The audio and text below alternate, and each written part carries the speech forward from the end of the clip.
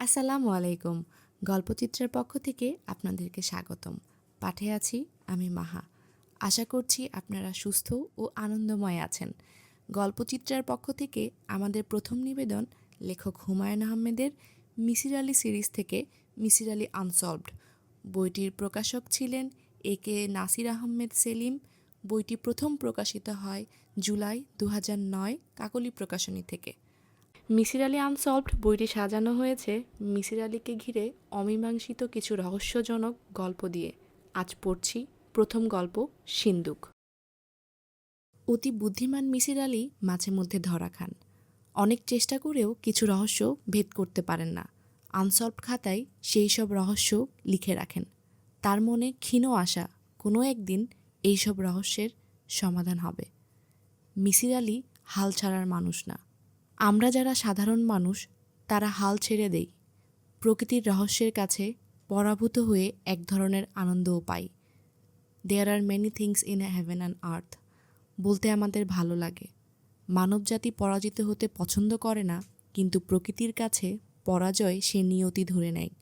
নিয়তির কাছে সমর্পণে সে কোনো সমস্যা দেখে না।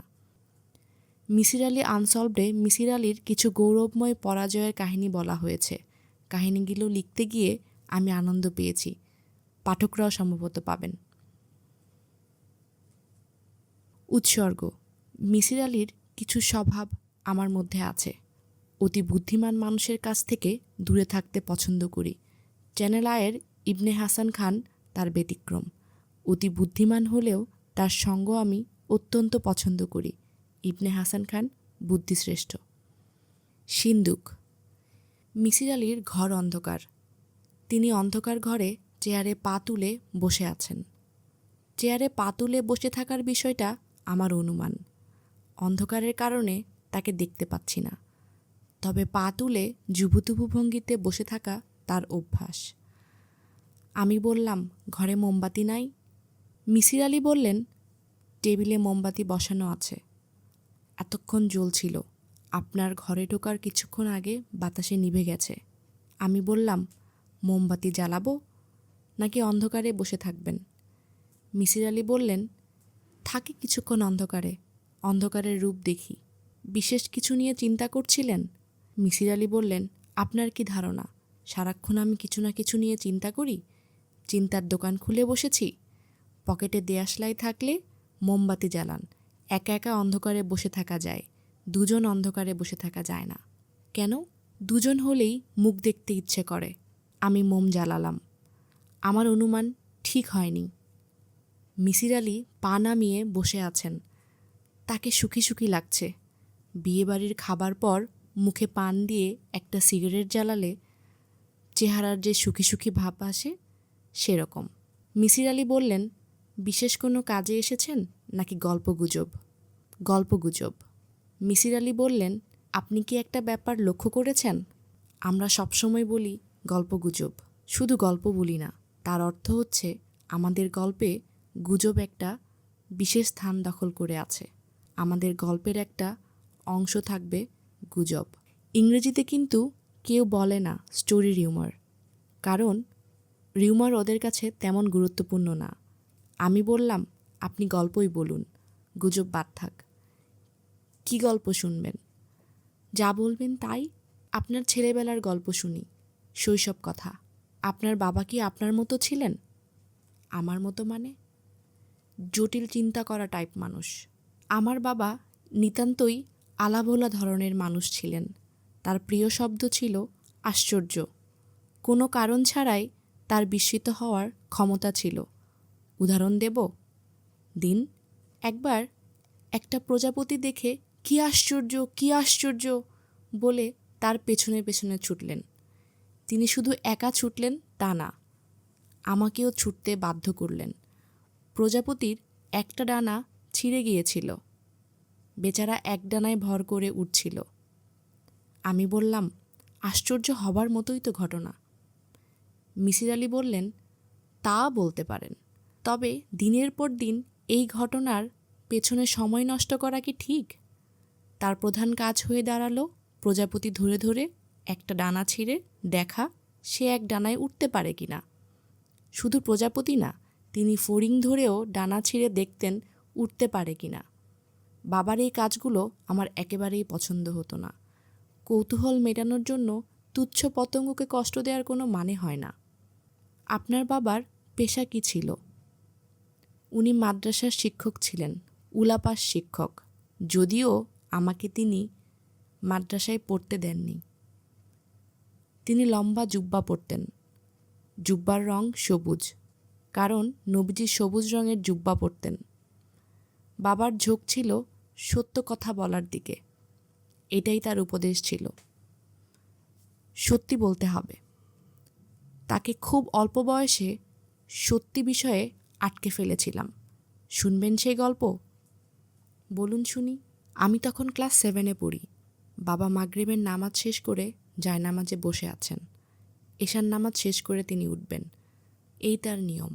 2 নামাজের মাঝখানের সময়ে তিনি তসবিহ টানতেন, তবে সাধারণ কথাবার্তাও বলতেন। সেদিন ইশারায় আমাকে জায়নামাজের একপাশে বসতে বললেন। আমি বসলাম। তিনি আমার মাথায় হাত রেখে কিছু দোয়া দরুদ পড়ে যথারীতি বললেন, বাবা, সত্যি বলতে হবে, সব সময় সত্যি। আমি বললাম, আচ্ছা বাবা, মনে করো তুমি একটা নৌকায় বসে আছো, নদীর ঘাটে নৌকা বাঁধা। তখন একটা মেয়ে দৌড়ে এসে তোমার নৌকার পাটাতনে লুকিয়ে পড়ল। তাকে কিছু দুষ্টু লোক তাড়া করছে। মেয়েটি লুকানোর কিছুক্ষণ পর ডাকাত দল এসে পড়ল। তারা তোমাকে বলল, একটা মেয়েকে আমরা খুঁজছি, তাকে কোনো দিকে যেতে দেখেছেন? তার উত্তরে তুমি কি সত্য বলবে?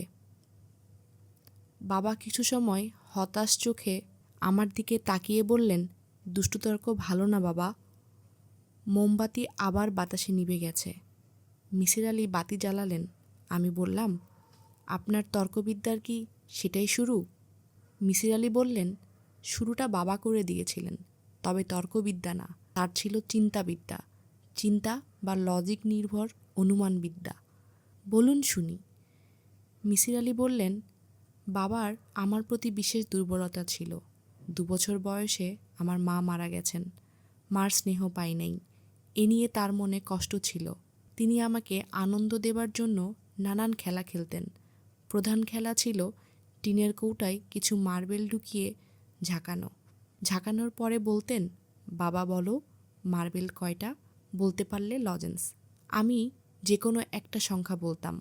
কৌটা খুলে দেখা যেত সংখ্যা ঠিক হয় নাই। বাবা বলতেন, যা মনে আসে তাই হুট করে বলবা না, চিন্তা করে অনুমানে যাবা। যদি একটা মার্বেল থাকে, সেই মার্বেলে টিনের গায়ে শব্দ করবে। 2টা মার্বেল থাকলে টিনের গায়ে শব্দ হবে, আবার মার্বেলে মার্বেলে ঠোকাঠুকি হয়ে আরেক ধরনের শব্দ হবে। 3টা মার্বেল থাকলে 3 রকমের শব্দ। মূল বিষয় হলো শব্দ নিয়ে চিন্তা। মানুষ এবং পশুর মধ্যে একটাই প্রভেদ, মানুষ চিন্তা করতে পারে, পশু চিন্তা করতে পারে না। আমি বললাম, বাবা, পশুও হয়তো চিন্তা করতে পারে, মুখে বলতে পারে না। বাবা দীর্ঘ নিঃশ্বাস ফেললেন। আমার কারণে তাকে অনেকবার দীর্ঘ নিঃশ্বাস ফেলতে হয়েছে। সেই দীর্ঘ নিঃশ্বাসের পুত্রের ভবিষ্যতের চিন্তায় হতাশার চিহ্ন ছিল। বাবার কথা বাদ থাক। আপনি এসেছেন আমার যে কোনো একটা অমীমাংসিত রহস্য গল্প শুনতে, তেমন একটা গল্প বলি।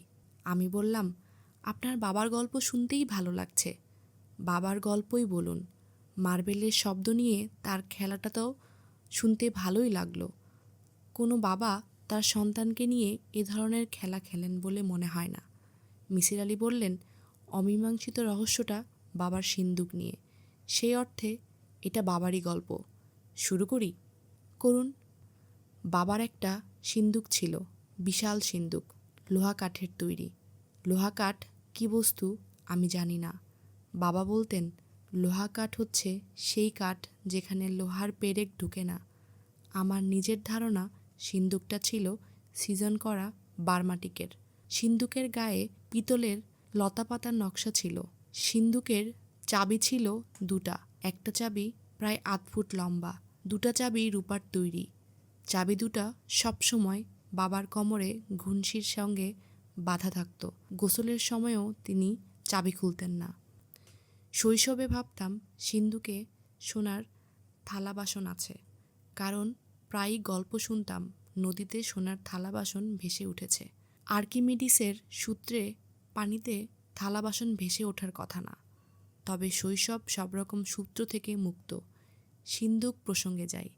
সিন্দুকের ওপর শীতল পাটি পাতা থাকত। বাবা সেখানেই ঘুমোতেন। তিনি কোনো বালিশ ব্যবহার করতেন না। ডান হাতের তালুতে মাথা রেখে ঘুমোতেন। খুব ছেলেবেলায় আমিও বাবার সঙ্গে ঘুমাতাম। একটু বড় হবার পর বিছানায় চলে আসি, কারণ দুজনের চাপাচাপি হতো। বাবা রাতে খুব ঘুমাতেন তা না, এবাদত বন্দিগি করেই রাত পার করতেন। রাতে ঘরে সবসময় হারিকেন জ্বলত। বাবা অন্ধকার ভয় পেতেন। এক রাতের কথা বললেই বুঝতে পারবেন। হঠাৎ ঘুম ভেঙেছে। ঘর অন্ধকার। জানালা দিয়ে সামান্য চাঁদের আলো আসছে। বাবা আমাকে জড়িয়ে ধরে আছেন, সামান্য কাঁপছেন। আমি বললাম, বাবা কি হয়েছে? বাবা বললেন, সর্বনাশ হয়েছে রে বেটা, হারিকেন নিভে গেছে, কেরোসিন শেষ, আগে খেয়াল করি নাই। আমি বললাম, মোমবাতি তো আছে। বাবা মনে হলো জীবন ফিরে পেলেন। কাপা গলায় বললেন, মোমবাতি আছে নাকি? কোনখানে? আমি শিকায় ঝুলানো হাড়ির ভেতর থেকে বাবাকে মোমবাতি এনে দিলাম। তিনি ক্রমাগত বলতে লাগলেন, শুকুর আলহামদুলিল্লাহ, আল্লাহ পাকের অশেষ মেহেরবানি। মোমবাতি জ্বালানো হলো।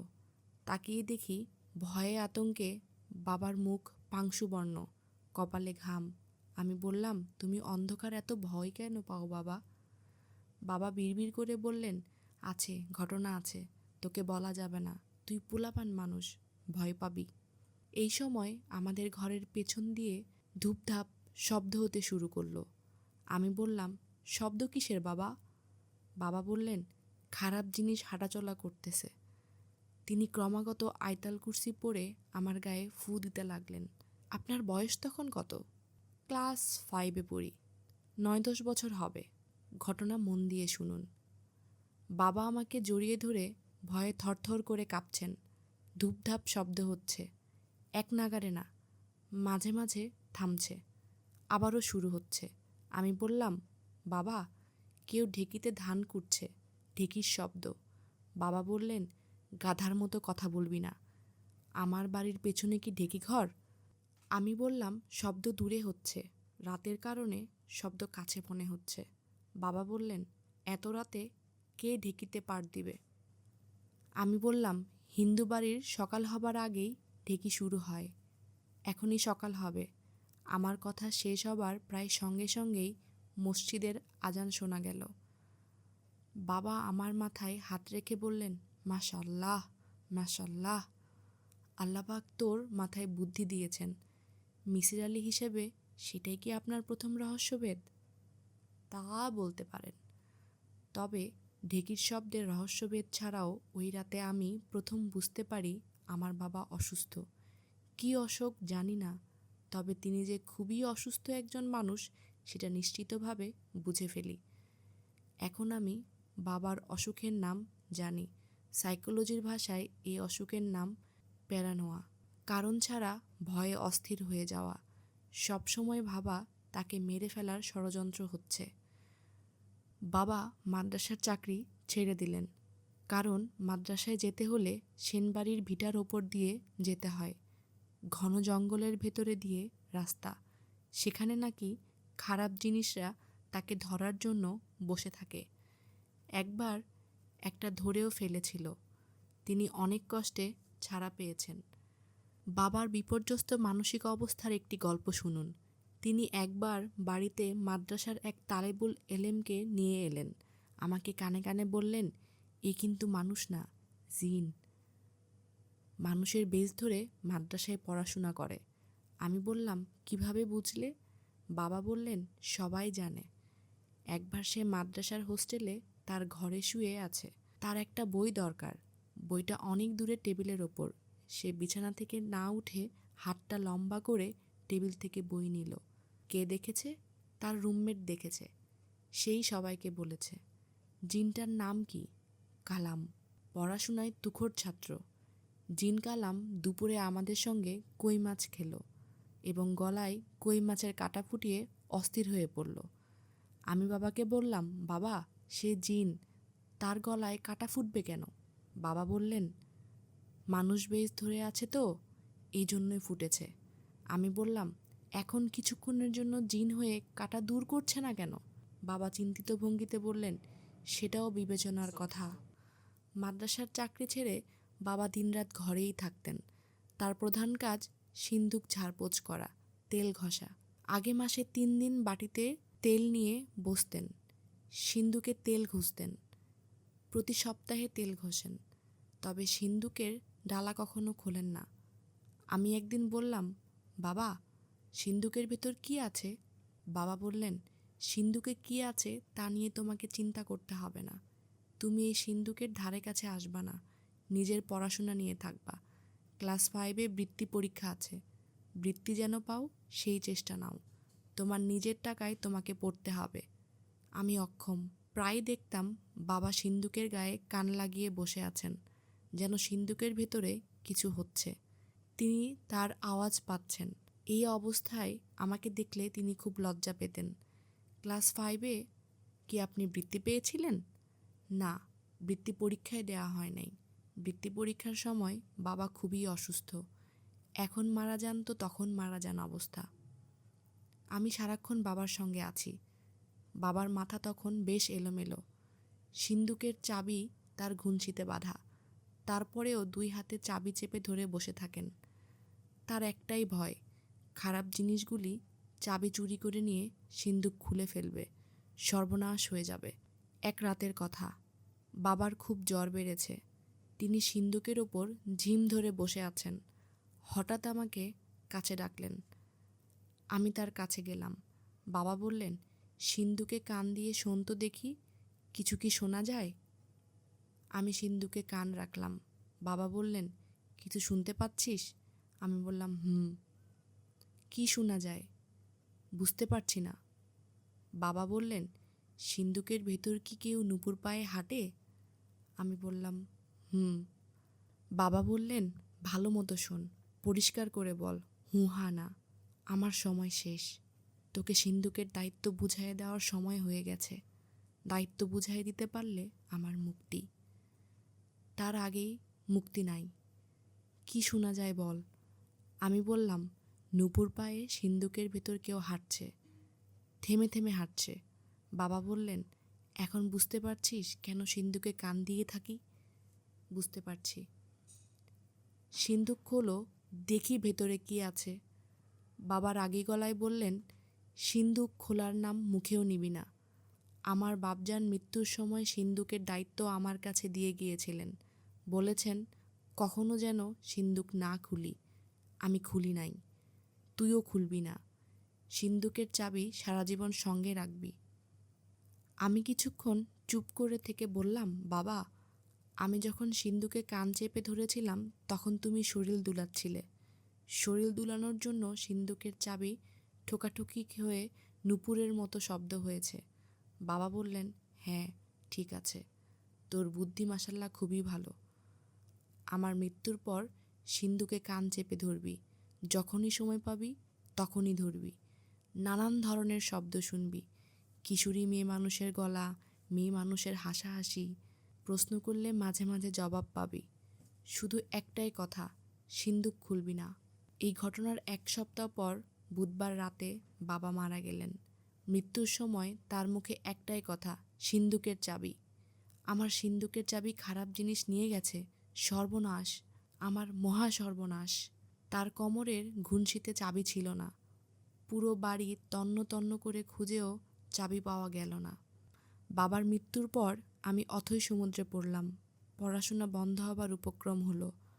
তখন আমাদের স্কুলের অঙ্ক স্যার প্রণববাবু বললেন, তুই আমাদের বাড়িতে উঠে আয়, এই বাড়ি তালাবদ্ধ থাকুক। আমি স্যারের বাসায় উঠলাম। স্যারের স্ত্রীর নাম দুর্গা। তিনি আমাকে বললেন, তুই আমার ঠাকুর ঘরে কখনো ঢুকবি না, পানি বলবি না, বলবি জল, তাহলেই হবে। এখন আয়, আমাকে প্রণাম কর, পায়ে হাত না দিয়ে প্রণাম কর। স্নান করে এসেছি, ঠাকুর ঘরে ঢুকব। আমি কদমবুসি করার মতো করলাম। তিনি বললেন, মুসলমানের ছেলে, প্রণামের ঢং দেখো। প্রথম দিন মহিলার কথায় আহত হয়েছিলাম। কয়েকদিনের মধ্যেই বুঝলাম এই পৃথিবীতে 5 জন ভালো মানুষের মধ্যে তিনি একজন। তিনি কখনো বলেননি আমাকে মা ডাক, কিন্তু আমি তাকে মা ডাকতাম। তিনি আমাকে ডাকতেন মিশ্রি। তার মৃত্যুর পর আমি মুখাগ্নি করি, কারণ তিনি বলে গিয়েছিলেন মৃত্যুর পর মুসলমানের বদপুলাটা যেন আমার মুখাগ্নি করে। তাদের পরিবার কঠিন নিরামিষাশী ছিল। আমাকে নিরামিষ খাবার খেতে হতো। আমার আমিষ খাওয়ার অভ্যাস যেন নষ্ট না হয়ে যায়, এই জন্য মা আমাকে আলাদা হাঁড়িতে মাঝে মধ্যে ডিম রান্না করে দিতেন। আমার মায়ের গল্প আলাদাভাবে আরেক দিন বলবো। আমার আনসলভড খাতায় ওনার ছোট্ট একটা অংশ আছে। উনি প্রতি অমাবস্যায় অপদেবতাদের ভোগ দিতেন। বাড়ির পেছনের জঙ্গলে একটা শেওড়া গাছের নিচে কলা পাতা করে গজার মাছ পুড়িয়ে দিতেন। তিনি বলতেন ভোগ দেবার কিছুক্ষণের মধ্যে একজন অপদেবতা ভোগ গ্রহণ করার জন্য আসতেন। সেই অপদেবতার চোখ নেই, তার শরীরে মাংস পোড়ার গন্ধ। আমি একদিন মার সঙ্গে অপদেবতাকে ভোগ দিতে গিয়েছিলাম। আচ্ছা, এই অংশটা বাদ। আজ বরং সিন্দুকের গল্পটা করি। আমি স্কুল ছুটির দিনে নিজের বসতবাড়িতে যেতাম। বাড়ি তালাবদ্ধ থাকতো। তালা খুলে ঘর ঝাড় দিতাম এবং বেশ কিছু সময় সিন্দুকে কান লাগিয়ে বসে থাকতাম। সিন্দুকের ভেতর থেকে কোনো আওয়াজ আসতো না, আসবে না জানতাম। তারপরেও অভ্যাসবশে কান লাগিয়ে থাকা।